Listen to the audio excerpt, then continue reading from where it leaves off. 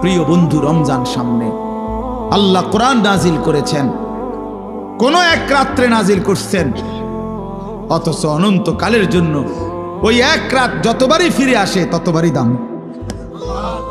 কোন এক বছরে না রমজানে নাজিল হয়েছে, বুঝেন নাই কথাটা? প্রত্যেক বছরই কি রমজানে কোরআন নাজিল হয়? কিন্তু ওই কোন এক মাসে নাজিল হয়েছে, সেই 610 খ্রিস্টাব্দে নবী সাল্লাল্লাহু আলাইহি সাল্লামের বয়স যখন 40 তখন। কিন্তু এরপরে তো 1450 বছর চলে গেছে। 1450 বছর ধরে যতবার রমজান ফিরে ফিরে আসে ততবার কোরআন রমজানকে দামি বানায়। তাহলে কোরআন যদি রমজানকে দামি বানায়, কোরআন যদি শবে কদরকে দামি বানায়, কোরআন যদি হাফেজে কোরআনকে দামি বানায়, কোরআন তোমারও দামি বানাবে, রমজান তোমাকেও দামি বানাবে। তুমি কদর করো, তুমি কদর করো ভাইয়া। রমজানে ঘুরে দাঁড়াও, রমজানে পরিবর্তনের ফিকির করো। আমার বাপ, আমার ভাই, আমার ছেলেরা, নিজেদেরকে রহম করো, রমজান সুন্দর করো, রমজানে গুনাহ ছেড়ে দাও, রমজানে আল্লাহর ইবাদতে লাগাও। 20 রাকাত তারাবি পূর্ণ পড়ো, প্রতিদিন রোজা ঠিক মতো রাখো, বরকত হবে। 5 ওয়াক্ত নামাজ জামাতে পড়ো ভাইয়া। কেন নষ্ট হইলা? খেয়ে তোমারে মূল্যায়ন করে। তোমার এই চুল, তোমার এই প্যান্ট কোন ছাগলে দেখে? তুমি এই সমাজের কোনো ভদ্রলোক, এই সমাজের মান্যগণ্য কোনো মানুষ, দিল দরদি, দিন দরদি কোনো মানুষ তোমার করে দেখে? কেউ কোনোদিন তোমারে ডাকছে কোনোদিন যে বাবা তোমার এই অসাধারণ চুলের জন্য তোমারে ধন্যবাদ? হ্যাঁ, তো তাহলে সে সামান্যতম, আমরা তো মনে করেন একটু অনুভব করি, কথার কথায় অহংকারের জন্য বুঝাইতেছি না, যেন আমি এটা অনুভব করি আমরা যে অনেক মানুষ আমগরে মহব্বত করে, মুসাফা করে, হ্যাঁ, মাহফিলের জন্য বলে, তাহলে বোঝা গেল আমি অনুভব করি যে আমার অনেক মানুষ মহব্বত করে। আমার কথাটা বোঝেন নাই? অনেক মহব্বতের যেই কি পরিমাণ যন্ত্রণা, এগুলো এই নজরুল মোহাম্মদ এগুলো দেখলেই বোঝা যথেষ্ট। গমে আশিকি তেরা শুকরিয়া, এইটার অর্থ এইটা। গমে আশিকি মানে হইল ভালোবাসার বেদনা, ভালোবাসার যন্ত্রণা, মহব্বতের যন্ত্রণা। আল্লাহ তেরা শুকরিয়া মানে বুঝায় যে তোমার রাস্তায় যতবার যত দুঃখ পেয়েছি, তোমারে ভালোবাসতে গিয়ে সবকিছুর জন্য তোমার শুকর যে আল্লাহ তোমার রাস্তায় দুঃখ বেদনা জামিলার মিলছে। তো এই জন্য ভাইয়া তোমার তো এটা অনুভব করা উচিত, তোমার তো এটা ভাবা উচিত যে আমি যে প্রতিনিয়ত চুল পাল্টাইলাম, ডিজাইন পাল্টাইলাম, ফ্যাশন পাল্টাইছি, তো মানুষে আমারে কি তা কয়? আমি তো অনেক সময় বলি যে তোমাদের সমবয়সী ছেলেরা যখন তোমারে বলে দোস্ত তোরে সেরকম লাগে, তো তুই জিগাও না কা কি রকম? আমিও তো মানছি তোরে সেরকম লাগে, কিন্তু সেটা কেডা? মান হুয়া সে কে? যার মতো তোমারে লাগে নিশ্চিত খবর নিলে দেখবা ফুট্টাখোরের মতো লাগে, গাঞ্জাখোরের মতো লাগে, নেশাখোরের মতো লাগে, জুয়ারির মতো লাগে, হ্যাঁ, লম্পট চরিত্রহীনের মতো লাগে বেটা, ইমানদারের মতো লাগে না, জুনায়েদ বাগদাদির মতো লাগে না, বাইজিদ বুস্তামির মতো লাগে না, কোনো আল্লাহওয়ালার মতো লাগে না বেটা, কোনো হারামখোরের মতো মনে হয়, কোনো বাবাখোর ডাইলখোর ছাড়া, নেশাখোর ইয়াবাখোর ছাড়া অন্যদের মতো লাগে না বেটা। নামাজি এমন হয় না, চরিত্রবান এমন হয় না, ভালো মানুষ এমন হয় না। এজন্য ঘুরে দাঁড়াও। শাহরু রমাদান আল্লাযী উনজিলা ফীহিল কুরআন হুদাল লিন-নাসি ওয়া বায়্যিনাতিম মিনাল হুদা ওয়াল ফুরকান। আল্লাহ বলছে বান্দা, এই আজিমুশ শান কোরআন আমি দিয়েছি, এই কোরআন গোটা বিশ্ব মানবতার হেদায়েত, এবং হেদায়েতের কথাগুলো বায়্যিনাতিম মিনাল হুদা, একটা শব্দ, একটা ব্যাখ্যা, একটা বিষয়ের মধ্যে কোনো অস্পষ্টতা, অগোছালো, অবুঝ কিছু নাই, সব স্পষ্ট। তুমি শুধু শুনো, 100 তুমি বুঝবা, তোমারে আলো দেখাবে। ওয়াল ফুরকান, এবং কোরআনই একমাত্র হচ্ছে সত্য মিথ্যা, ন্যায় অন্যায়, হালাল হারাম, জায়েজ না জায়েজ, ভালো মন্দের মধ্যে পার্থক্য করে। তুমি ভালো মন্দ চিনবা না যদি কোরআন না চিনো। তুমি সত্য মিথ্যা বুঝবা না যদি কোরআন না চেনো। হালাল হারাম, জায়েজ না জায়েজ, উচিত অনুচিত, ন্যায় অন্যায় বুঝবা না। বাংলা বই দিয়ে হবে না, অঙ্ক ইংরেজি পদার্থ জীববিজ্ঞান বই দিয়ে হবে না, কোরআন লাগবে। কোরআন চ্যালেঞ্জ করলাম নাই তো আমি, বাংলা অঙ্ক ইংরেজি পদার্থ ইতান আমি পড়ছি, আপনি আমার লোক কইয়েন কথা পেন। সত্য মিথ্যার পার্থক্যকারী বই কোরআন, কোরআন বাংলা না, অঙ্ক নয়। এগুলো নির্ধারিত কোনো বিষয়, দুনিয়াবি উপার্জনের জন্য কোনো বিষয় শিখায়। পদার্থ পদার্থই বুঝায়, জীববিজ্ঞান জীবের বিষয়ে বুঝায়, রসায়ন বিজ্ঞান রসায়নের বিষয়ে বুঝায়, ডাক্তারি ডাক্তারি বিষয়ে বুঝায়, ইঞ্জিনিয়ারিং ইঞ্জিনিয়ারিং বুঝায়। কিন্তু সত্য মিথ্যা, ন্যায় অন্যায়, আলো অন্ধকার, হালাল হারাম, উচিত অনুচিত, ভালো মন্দ বুঝায় শুধুই আল্লাহর কোরআন। কোরআন বিহীন তুমি আলো পাইবা কেমন? কোরআন বিহীন তুমি সত্যের সন্ধান পাবা কেমনে? অতএব আল্লাহ তাআলা বলছে, বান্দা, কোরআন নাজিলের মাস রমজান, ফামান শাহিদা মিনকুমুশ শাহরা ফালিয়াসুমহু। এই শেষ কথা হলো, আল্লাহ বলেন, বান্দা, অতএব তোমাদের যাদেরই জীবনে রমজান আসে, তোমরা যারা সাবালক রমজান পর্যন্ত পৌঁছবে, ফালিয়াসুমহু, তোমরা রোজা রাখো। ওহ, কি মায়া করে আল্লাহ বলছে, এই আমার বান্দা শুনো, রোজা রাখো, রোজা। ফালিয়াসুমহু, আল্লাহ যেন বলে, এই হায়াত যদি পাও, রমজান পর্যন্ত যদি পৌঁছো, রমজানের চাঁদ যদি দেখো না বান্দা, রোজা রাখ। যদি বলি, মাওলা রোজা রাখলে কি দিবেন পুরস্কার? আল্লাহ বলেন, আমি না এক মাসেই তোমার মুত্তাকি বানাই দেব, লাআল্লাকুম তাত্তাকুন। এক মাসে মুত্তাকি। যদি বলি, মাওলা মুত্তাকি হলে কি হবে? আল্লাহ বলেন, জান্নাত তো বানাইছি আমি মুত্তাকির জন্য, উইদ্দাত লিল মুত্তাকিন, জান্নাত বানানোই হয়েছে মুত্তাকিদের জন্য। ইন্নাল মুত্তাকিনা ফি জান্নাতিন ওয়া উয়ুন, ইন্নাল মুত্তাকিনা ফি যিলালিন ওয়া উয়ুন। আল্লাহ বলেন, আমার মুত্তাকি বান্দারা জান্নাতেই বসবাস করবে। খালাস। অতএব বন্ধু, বাপ, নওজোয়ান, শুধু ওয়াজের জন্য যেন ওয়াজ না হয়। শুধুই বললাম আমারে এই মাহফিলওয়ালারা হেরা নাকি দাওয়াত দিতে বহুত পেরেশানি করতে হয়েছে, কেমনে কেমনে জোড়া তালি দিয়া, হ্যাঁ, সেলিম ভাই শেষ পর্যন্ত রাজি করাইছে। আলহামদুলিল্লাহ, সকলেরই ভালোবাসায় আল্লাহ আনাইছে, ঠিক না? আমরা আল্লাহ আমাদের সবাইকে ভালো করেন, আমাদের জীবন সুন্দর করেন, আমাদের আখিরাত সুন্দর করেন। কিশোর নওজোয়ান বন্ধু, আমি তো ধমক দিলাম, একদিন আফসুস করবা যে তোমারে যদি আরো কেউ ধমক দিত। কোরআনুল কারীমের মধ্যে আছে, আল্লাহ তাআলা বলেন, ওয়াদাক্কির ফাইন্নাদ যিকরা তানফাউল মুমিনিন। এই ছেলে, তোমরা কি বুঝছো মিয়া? না দাঁড়ায় আছো কেন? আল্লাহ তাআলা বলেন, আপনি বারবার উপদেশ দিতে থাকেন। যাক্কির শব্দের অর্থ হলো বারবার, অর্থাৎ আপনি আপনার এই কথাগুলো বারবার বলতে থাকেন। ফাইন্নাদ যিকরা তানফাউল মুমিনিন, নিশ্চয়ই প্রত্যেকবার উল্লেখ করলেই, যতবারই বলবেন ততবারই ইমানদারদের উপকার হবে।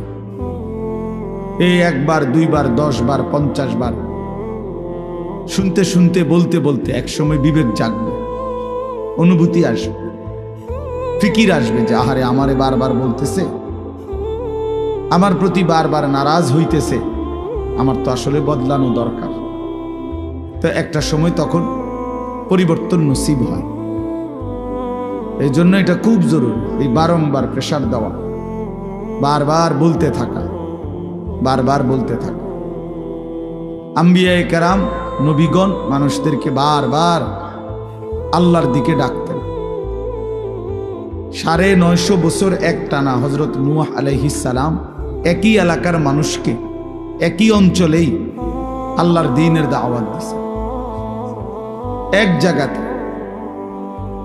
আজকে চিটাগাং, কালকে সিলেট, পরশু খুলনা, এমন না, একই অঞ্চলের মানুষকে, মনে করেন একটা নির্ধারিত সীমারেখার ভেতরেই এই মানুষগুলোকেই তিনি 950 বছর বলে গেছে, হতাশ হন নাই, বলেই গেছে। আমাদের নবী সাল্লাল্লাহু আলাইহি ওয়াসাল্লাম যখন তায়েফের ময়দানে প্রথমবার কালেমার দাওয়াত দিছেন, তখন সবাই প্রত্যাখ্যান করছে, কেউ গ্রহণ করে নাই নবীজির কালেমা, কেউই ঈমান আনে নাই, বরং সবাই নিজেদের বাচ্চা ছেলেপেলেদেরকে লেলায়ে দিছে, পাথর মেরে আল্লাহর নবী সাল্লাল্লাহু আলাইহি সাল্লামকে তাড়ায় দিছে। কিন্তু কিছুদিনের ব্যবধানে ঠিক এই তায়েফ থেকেও অসংখ্য অগণিত লোক কালেমা পড়ে মুসলমান হয়েছে। এবং খন্দকের যুদ্ধের সময় এই তায়েফের একজন সাহাবীর বুদ্ধিমত্তায় খন্দকের বিজয়ের অনেক বড় সহযোগিতা, সাপোর্ট হয়েছে। তাইলে নবী সাল্লাল্লাহু আলাইহি সাল্লাম সেদিন জিবরাইল ফেরেশতা এসে বলছিল, ইয়া রাসূলুল্লাহ, আপনি বললে পাহাড়ের ফেরেশতাকে বলে তায়েফবাসীকে 2 পাহাড়ের মাঝখানে ফেলে ধ্বংস করে দেয়, কেন তারা আপনার গা থেকে পবিত্র শরীর মুবারক থেকে রক্ত ঝরাইল? কিন্তু নবী সাল্লাল্লাহু আলাইহি সাল্লাম বলছেন, ইন্নী লাম উবআস লাআনান ওয়ালা গাদিবান, ইন্নামা বুইসতু রাহমাতান। বলছেন জিবরাইল, আমি অভিশাপ দিতে আসি নাই, আমি শুধুই কেবল রাগ করতে আসি নাই, ধ্বংস করতে আসি নাই, আমি এসেছি রহমত হয়ে। রহমত হয়ে আমি যদি আমার উম্মত ধ্বংস করে দেই কথায় কথায়, তাইলে আমি কালেমার দাওয়াত দেব কাকে? কাজেই তিনি বলছেন নবী সাল্লাল্লাহু আলাইহি সাল্লাম, জিবরাইল অপেক্ষা করো, আজ তারা ঈমান আনে নাই, ও চিরেই একদিন তাদের বংশধর, তাদের খানদানের কেউ হয়তো ঈমান আনবে। এই জন্য এই বারবার শুনলে, বারবার বললে, বারবার বলতে থাকলে কলিজার মধ্যে একসময় ধাক্কা লাগে। একটা শক্ত পাথরের উপরেও যদি বারবার বৃষ্টির পানি পড়ে, একই জায়গায় ফোঁটা পড়ে, তো একটা সময় এই পাথরটাও ছিদ্র হয়ে যায়, কিছুটা ছিদ্র হয়ে যায়, ডাইব্বা যায়। এই জন্য বললাম আল্লাহর কথা মনোযোগ দিয়ে শুনলে ভালো, যেই শুনে তারই বরকত হয়। শুক্রবারে জুমার নামাজের বয়ান মনোযোগ দিয়ে শুনলে ধারাবাহিক 52 সপ্তাহ, 1 বছরে, তো মানুষের জিন্দেগি পরিবর্তন হয়। এরপরে এরকম ওয়াজ মাহফিলে উলামায়ে কেরামের নসিহত তোমরা ছেলেরাও যদি আলাদা আলাদা মনোযোগ দিয়া শুনো, একটা সময় দেখবা তোমার জিন্দেগিও সুন্দর হবে। গুনায় ভরা জিন্দেগি বাপ সুন্দর না। কোনো পাপী, কোনো নাফরমানকে কেউই ভালোবাসে না, সম্মান করে না, এবং প্রত্যেক অপরাধী নিজের কাছেও লজ্জিতই থাকে। কোনো নষ্ট চরিত্রের লোক ছেলে, সে নিজের কাছেও নিজেকে অপরাধীই ভাবে। নিজের একাকিত্ব হলেও মনে পড়ে যে কাজটা ঠিক না, কাজটা অন্যায়। নারী দেখা, ছবি দেখা, নাচ গান, উলঙ্গ দৃশ্য, জিনা, ব্যভিচার, মদ, জুয়া, এই হারামের মধ্যে যারা পড়ে আছে, সে একাকিত্বে মনে পড়ে, তার বুঝে ধরে, সেও ভাবে যে কাজটা সুন্দর না। তাহলে এই জন্য কোনো পাপী, কোনো অপরাধী, কোনো নাফরমান মানুষের কাছেও সম্মান পায় না, নিজের কাছেও নিজে ইজ্জত পায় না, নিজের বিবেকেরও দংশন হইতে থাকে। এই জন্য আমি বললাম, গুনাহ, নাফরমানি ইজ্জত দেয় না, সম্মান দেয় না, প্রিয় বানায় না, বরং কিতাবের মধ্যে আছে বুগদাতুন ফি কুলুবিল খালক, প্রত্যেক গুনাহ মানুষের অন্তরে ঘৃণা তৈরি করে। প্রত্যেকটি গুনাহের কারণে বান্দা আল্লাহ তাআলার রহমতের নজর থেকে দূরে সরে যায়। এবং একটা সময় বান্দা আল্লাহ তাআলার লানত অভিশাপের যোগ্য হয়। ফলে তখন আল্লাহ যখন কারো উপরে লানত বর্ষণ করে তো গোটা সৃষ্টি তাকে ঘৃণা করে। এই জন্য তোমরা ছেলেরা মনে রেখো, আমি আজকে ওই আসরের আগে এক জায়গায় বলছি এই কথাটা, তোমরা অনেক ছেলে আছো, একটা মিনিট ভাইবো এই কথাটা, যে তুমি মনে করো দিন রাত মোবাইলে নারী ছবি অশ্লীল দৃশ্য দেখো, কখনোই এক ওয়াক্ত নামাজ পড়ো না, কোনোদিন ফজরের নামাজ পড়ো না, নাচ গান নাটক সিনেমা ছবি এই নিয়েই তোমার রাত কাটে, দিন কাটে, সময় কাটে, অথচ কেউ তোমারে ডাকে না। তোমার মা, তোমার বাবা, তোমার গ্রামের কেউ কারো তোমারে নিয়ে কোনো মাথা ব্যথা নাই যে ছেলেটা যে আমাদের চোখের সামনে নষ্ট হয়ে যাচ্ছে, চরিত্রহীন হয়ে যাচ্ছে, ফেরাইবার জন্য কারো চেষ্টা নাই, কারো মানসিকতায় নাই। কারণটা কি? তোমার দিকে কারো নজর নাই কেন? তোমার মা বাবা কারোই কোনো ফিকির নাই কেন? এর মূল কারণ হলো এইটাই, মনে রাখো, যে বুঝো বুঝলা, মনে রাখবা যে মূল কারণ হলো গুনাহ যখন মাত্রাতিরিক্ত হয়ে যায় তখন আল্লাহর লানত বর্ষিত হয়। আর তোমার উপরে আল্লাহর লানত পড়ছে দেখা, খোদার লানত, খোদার গজব পড়ছে দেখা আর তোমারে কেউ ডাকে না, তোমার দিকে কেউ ফিরেও চায় না, তোমার দিকে আর কেউ ফিরে চায় না। আহা, তোমারে আর কেউ বাঁচাইতে ফিরাইতে চেষ্টা করে। এইটা হলো লানত অভিশাপের বহিঃপ্রকাশ। নুওয়াল্লিহি মা তাওয়াল্লা ওয়া নুসলিহি জাহান্নাম ওয়া সাআত মাসীরা। আল্লাহ বলছে, আমার রাসূলের বিরুদ্ধাচরণ যে করে, আমার ইমানদার মুমিন বান্দা যে পথে চলে, তার উল্টো পথে যে চলে, তো আমিও তাকে সেই উল্টো পথেই চালাইতে থাকি এবং এই উল্টো পথেই একদিন তাকে আমি জাহান্নামে ফেলে দেব। কোরআন শরীফ। মানে আর কোনোদিন ভাও করবে না ওই এই নারী ছবি মদ জুয়া চুরি ডাকাতি জিনা ব্যভিচার সুদ ঘুষ সিটারি বাটপারি, এই শেষ, এই জিন্দেগি। এভাবেই একদিন মৃত্যু হয়ে যাবে আর ফেরেশতা একটা লাথি দিয়া জাহান্নামে ফেলবে। যা, ফেরেশতা বলবে যা না ফরমান, এই জিন্দেগি আর ফিরবে না, ফিরার তৌফিক হবে না। এটা অভিশপ্ত জীবন, মালউন, অভিশপ্ত, যারে কেউ ফিরায় না। আমি আজকেও বললাম, আমার মায়ের বয়স 75 বছর হইল, আমার আম্মার বয়স, আমার বয়স 44 বছর, আমার ওয়াজের বয়স আজকে প্রায় 21 বছর 22 বছর। আমার 4টা সন্তান আছে, তা আমার মা এখনো আমারে জিঙ্গে ফুত নোয়াজ উঠছে অসমান, এখনো জিজ্ঞাসা করে ফুত নামাজ উঠছে, এখনো মা জিগায় ফুত চাইও মানুষের মাহফিলে যাইয়া টাকা পয়সা লইয়া কারোর লগে ঝামেলা করো, এই বয়সেও বলেন। হ্যাঁ, মা তার সন্তানকে এখনো নজর রাখছে। মা বৃদ্ধ হয়ে গেছে, আমারও বয়স কম হয় নাই, আমিও তো সন্তানের বাপ। তো তোমারই কেউ ডাকে না কা? তোমার প্রতিদিন ফজরের নামাজ ছুটে যাচ্ছে, তোমার মাও ডাকে না, বাবাও ডাকে না, কারণ তোমার উপরে খোদার লানত পড়ছে। তোমার 1 মিনিট তোমার কল্পনার মধ্যে নারী ছাড়া, ছবি ছাড়া, মোবাইল ছাড়া তোমার সময় কাটে না। কেউ তোমার ফিরায় না যে বাপ কিরে তুই এটা কি করতেছ, এটা তো ভালো না, এটা তো তোমার জন্য সুফল আনবে না। এই কথাটুকুও তোমার ঘরে বলে না যাদেরকে। কেন বলে না কেউ? তোমার উপরে খোদার লানত,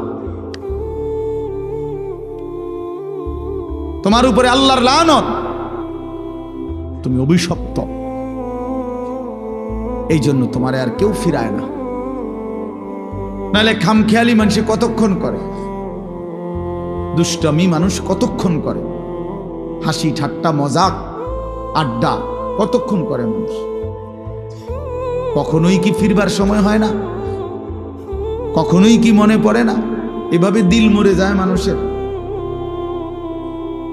কোনো দিনই নামাজ পড়বে না, এভাবে মানুষের অন্তর মুসলমানের মরে যায়। আস্তাগফিরুল্লাহ, তো বেঈমানের অন্তর।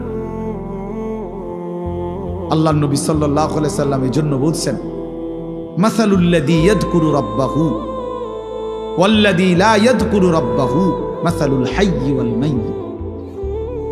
নবীজি বলেন, যে আল্লাহ পাকের স্মরণ করে, জিকির করে, বন্দিগি করে, আর যে করে না, তো আল্লাহর নবী সাল্লাল্লাহু আলাইহি ওয়াসাল্লাম বলেন উভয়ের উদাহরণ হলো মাসালুল হাইয়্যি ওয়াল মাইয়্যিত, জীবিত এবং মৃত ব্যক্তির মতো। একজন জীবিত, আরেকজন মৃত। আল্লাহর গোলামি স্মরণ যার মধ্যে আছে, নবীজি বলছে সে জীবিত। আর আল্লাহর বন্দিগি যার মধ্যে নাই, আল্লাহর স্মরণ নাই, সে মৃত। সে মৃত। আল্লাহর নবী সাল্লাল্লাহু আলাইহি সাল্লাম বলেন, ইন্নাল্লাযী লাইসা ফি জাওফিহি শাইউম মিনাল কুরআন কাল বাইতিল খারিব। নিশ্চয়ই যার অন্তরের মধ্যে কিছু পরিমাণ কোরআনের জ্ঞান, কোরআন নাই, 10টা সূরাও পারে না, 5টা সূরাও পারে না, আল্লাহর কোরআনের কোনো ফিকিরে তার দিলের মধ্যে নাই, আল্লাহর নবী বলছেন ওই অন্তর হলো কাল বাইতিল খারিব, আলগা বাড়ি, সারা বাড়ির মতো। যেই বাড়ি মানুষ এখন আর বসতে কাজে ব্যবহার করে না, হয়তো এটা পুরান বাড়ি ছিল আগে, অন ভাঙ্গা টেঙ্গা গেছে, বেড়া টেরা পড়িয়া গেছে, টিন খুইয়া গেছে, দরজা ভাঙ্গা গেছে, সারা বাড়ি আর কি, আলগা বাড়ি, বিরান ঘর, যে ঘরে আর থাকে না এখন। ফলে ওই ঘরে এখন কি থাকে? ওই ঘরে এখন কুত্তা থাকে, বিড়াল থাকে, সাপ থাকে, কেঁচো থাকে, এই সমস্ত প্রাণী থাকে, কুকুর বিড়াল থাকে, সাপ বিচ্ছু থাকে, এগুলো থাকে। আল্লাহর নবী সাল্লাল্লাহু আলাইহি সাল্লাম বলছেন, যে কলিজার ভিতরে আল্লাহর কোরআন নাই, ওই দিলের মধ্যে কুত্তা থাকে,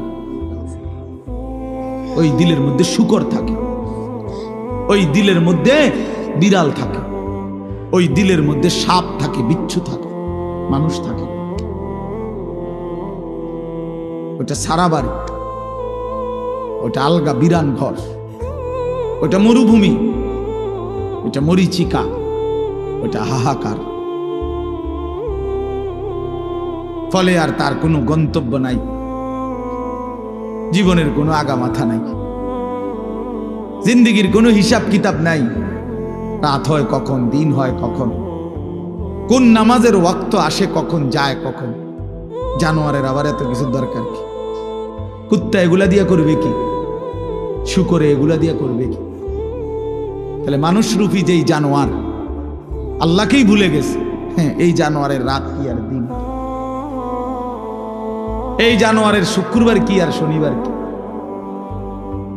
এই হাইওয়ানের আবার জীবন কি?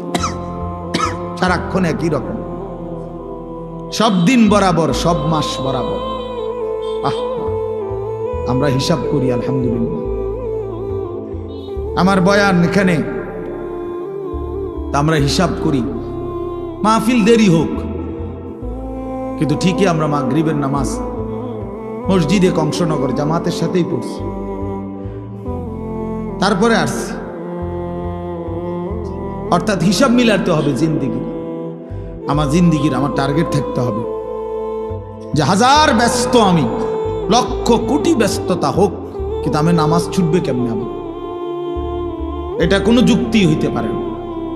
মুসলমানের নামাজ ছুটে কেমনে? নামাজবিহীন মুসলমান থাকে কেমনে?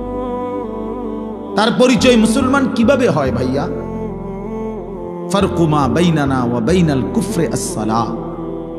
নবীজি বলছে আমাদের মাঝে আর বেঈমান কাফেরের মাঝে পার্থক্য নামাজ। আল্লাহর নবী সাল্লাল্লাহু আলাইহি ওয়াসাল্লাম বলেন, মান তারাকা সালাতাম মুতাআম্মিদান ফাকাদ কাফারা। যে ইচ্ছে করে নামাজ ছেড়ে দিল, সে যেন বেঈমান হয়ে গেল। ফাকাদ কাফারা, সে কুফরি করল। স্পষ্ট হাদিস। আল্লাহর নবী সাল্লাল্লাহু আলাইহি ওয়াসাল্লাম বলেন, আস-সালাতু ইমাদুদ্দিন, নামাজ হচ্ছে দ্বীনের খুঁটি। মান আকামাহা ফাকাদ আকামাদ-দ্বীন, যে নামাজ জারি রাখলো সে যেন তার পুরা দ্বীন চালু রাখলো। ওমান হাদামাহা ফাকাদ হাদামাদ-দ্বীন, যে নামাজ নষ্ট করে দিল সে তার পুরা দ্বীন নষ্ট করে দিল। আল্লাহ কোরআনে বলছে, ইন্নাস সালাতা তানহা আনিল ফাহশাই ওয়াল মুনকার, নিশ্চয়ই একমাত্র নামাজ যাবতীয় অশ্লীলতা, অসভ্যতা, বেহায়াপনা, অপরাধ থেকে বিরত রাখে। এজন্য সাফ কথা বেটা, কোন বেনামাজি ভদ্র হইতে পারে না। বেনামাজি মানেই অসভ্য বেটা, বেনামাজি মানেই কুত্তার জিন্দেগি, কুত্তার জিন্দেগি মানে। হ্যাঁ, জোরে বল বেটা, তোরা যারা নামাজ পড়স না, লজ্জা থাকলে বলিস। আর বেহায়া যদি হাসো বেনামাজি হবার পরেও, তো মনে রাখো তোর ব্রেনের সমস্যা, তোর মাথার তার সিরা, তুই পাগল মাতাল, মানুষও না জানোয়ারও না, তোর কোনো অনুভূতি নাই বেটা, বিবেকে নাই বেটা, তুই জানোস না তোরে বানাইছে কে বেটা, তুই পাগল না ছাগল এটাও জানোস না। কিসের মা কিসের বাপ? বেনামাজির কি মা কি তা বাপ? বেনামাজির কিসের আল্লাহ কিসের রাসূল? কিচ্ছু নাই, হেতেই হেতে। তার আমার মা কিভাবে হবে? সে তার মা তো মুসলমান, তার বাবা তো মুসলমান, সে তো তার বাবাকে চিনে না, সে তো তার মায়ের ইজ্জত বোঝে না। অতএব বেনামাজি অনেকটা বেওয়ারিশের মতো, লাওয়ারিশ। এই জন্য বন্ধু মনে রাখো, নিজের হিসাব মিলানো, নিজেকে বুঝা, নিজেকে চিনা অনেক বড় সম্পদ, অনেক বড় নিয়ামত। এজন্য হাসি দিয়া উড়াই দিও না। এক হুজুর সুন্দর বলছে, শুধু এটাই ভেবো না যে হুজুর ভালোই বলছে। না ভাইয়া, তুমি ভাবো তোমার জিন্দেগি এত অধপতন কেন?